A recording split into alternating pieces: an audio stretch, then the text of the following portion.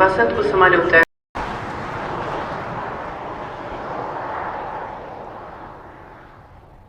Bu yerda bu xitoyliklar nima qilyapti? Mening qo'shnim qani? Toshkentdagi Askiya bozori Xitoyning Shenkey kompaniyasiga qariyb 17 million AQSh dollariga sotildi.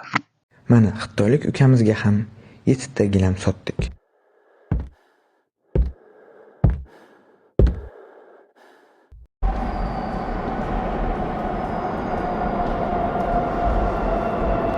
Janob, bizning fabrikaga sharbat yetkazib bera olasizmi? Ha, mayli.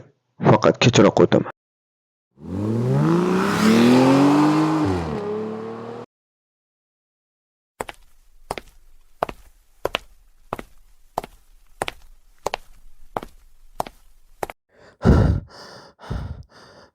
Bu yerda nimalar bo'lyapti?